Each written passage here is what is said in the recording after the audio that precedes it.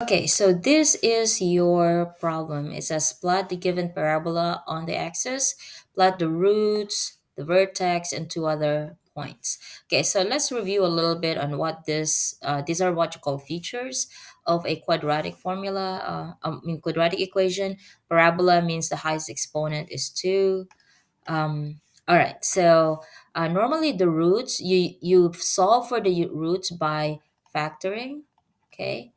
And then the vertex, there is some sort of formula. 2 points, you're just gonna just assign values for x, really. Assign x and then solve for y. That's pretty easy for that one. Okay, so let's look at, say, for example, you have this XY axis, and I'm not saying that this is the graph for this, but just in general, I'm just showing where to find these features. Let's say you have that as your parabola. The a value is negative, so therefore it opens downwards. This point right here, which is the highest point, this is what you call the vertex, and normally we have an x and y component there. And then this point is where the graph crosses the x-axis. That's what you call your roots, or another word for that is zeros. You can call it that one too. You can also call that x-intercepts. So those names are interchangeably used for this purposes. And so as you can see, the definition of roots is wherever the graph, which is the blue, crosses the red, crosses the x-axis. This is your x-axis. This is your y-axis. But as you can see, it crosses the x-axis twice. Okay, so that's why your highest exponent is 2. That means you're expecting to hit the x-axis twice if they have real roots. So these two are your x-intercepts or the roots. Okay, so to find this, we need to find the factor. Okay, so let's go factor this, and then we will show this in Desmos as well. So that's the website is called desmos.com, and you can use a graph. Go to the calculator. Okay, so to do this, you can see that there is a negative in here. So we want to factor that negative out, so it's easier to factor that. Okay, so let's factor out -1. And so negative x squared divided by -1, you have x squared. Negative 6x divided by -1, you have positive 6. And positive 16 divided by -1, you have negative 16. Okay, so now the one inside the parentheses, we want to factor that one out. Okay, so what do you mean by factoring? We kind of want to find, so I normally show this little tool. This tool right here, assuming your a is equal to 1. So inside the parentheses, your a is equal to 1, right? Your b is equal to 6. And then your c is equal to -16. A, b, c are the coefficients of your x squared, x, and the constant, respectively. Okay, so assuming that a is equal to 1 because we factored out the -1, then the number on top here will be whatever c is, and then the number at the bottom will be whatever your b is going to be. Okay, so in this case, your c is -16 and your b is 6. Now, why do we have this? Well, the number here is that we want to find two numbers that we will put in here. We want to find two numbers that will multiply to -16, but will add to +6. So let's think about two numbers that will multiply to -16. We can have -4 times 4. When you multiply that, that will give you -16, but when you add that, it will give you 0. Well, we want 6, so these are not the factors we're looking for.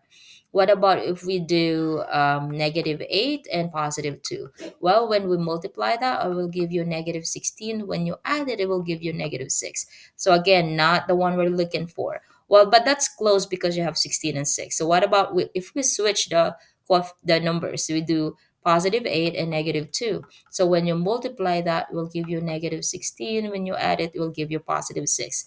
Therefore, these are the two factors we're looking for. And so let's write that here.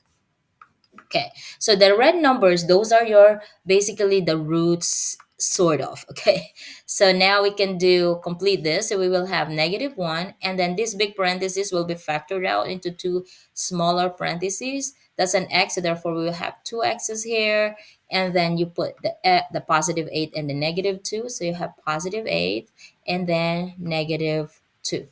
Okay, so what does that mean? So when you if we factor this one out, any factor that has some sort of x in it, you can set to 0. And so now you can say that x plus 8 equals 0, that first one right there. And then you have x minus 2 equals 0. Solve for x on both sides. So minus 8, your x is equal to negative 8. Okay, so that's your first root. And then your x, oh, not x, but we will add 2, add 2, add 2, then x equals positive 2. So that means this value right here must be negative 8, comma 0. And then this one right here is going to be 2, comma 0. Because it's on the x-axis, therefore the y-coordinate is going to be 0. But these are your roots, basically, 8 and 2. So that's how you find the roots. Set the equation to 0 and solve for the values of x that will make it equal to 0. Okay, so now, and I'm gonna plot this so it makes a little bit more sense. Okay, all right, so now let's do the vertex.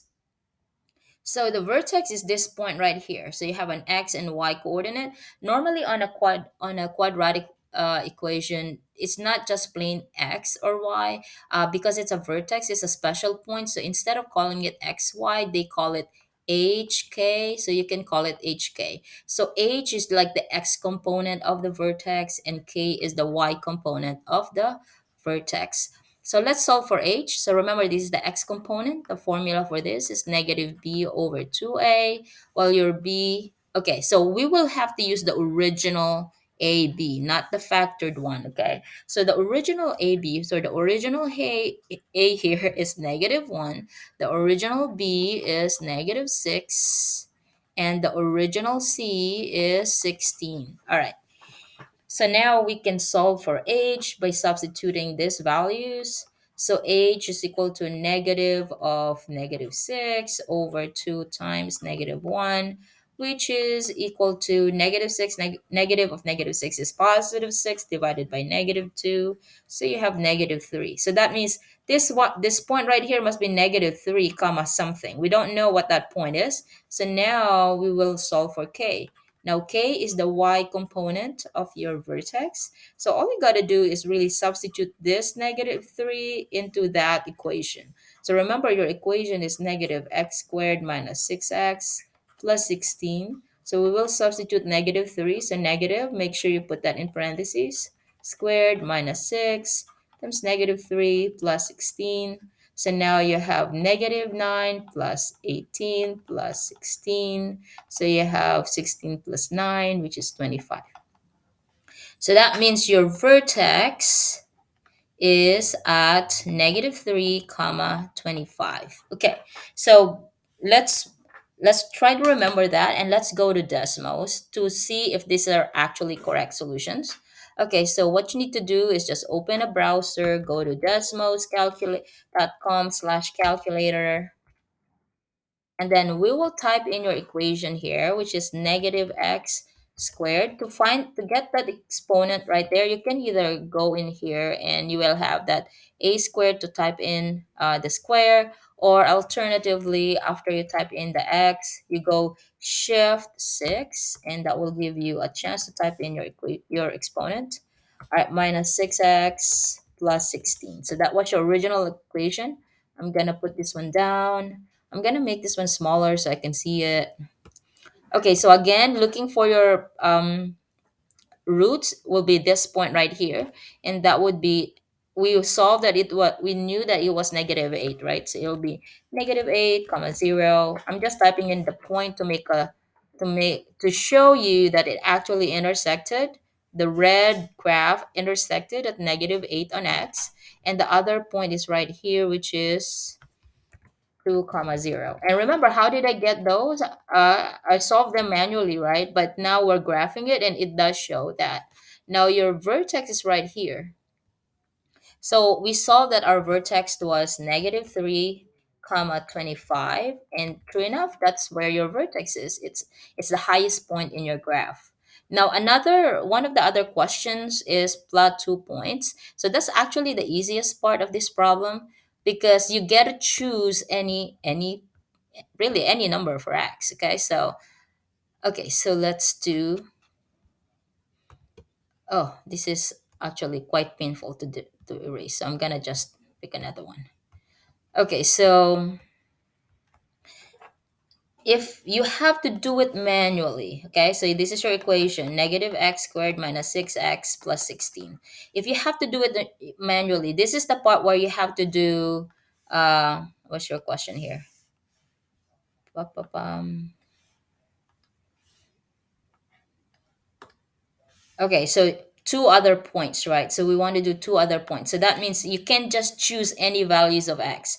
So like literally any values of x. Okay, so I'm gonna choose something that is really easy. Like when x is equal to 0, what is the y gonna be equal to? Choose numbers that are small so that it's not really hard to solve. Okay, that's my first point. My second point is when x is equal to 1, what is y equal to? And really, these are just random numbers. You can choose whatever number you want. Okay, so I'm gonna solve for when x equals 0. So when x is equal to 0, so I'm gonna substitute that to find my y equals negative 0 squared minus 6 times 0 plus 16. So therefore my y is equal to 16. So therefore this is 16. So my 1 point is 0 comma 16. Now let's do when x is equal to 1, so my y equals negative 1 squared minus 6 times 1 plus 16. So therefore, this is negative 1 minus 6 plus 16. So that's going to be 9. So therefore, my second point is 1 comma 9. And let's check in Desmos if these points are actually in there on the graph. Okay, so we have uh, 0 comma what would you say 0 comma 16, and yes, it is on the curve, so that means it's correct. The next one is 1 comma, did I say 9?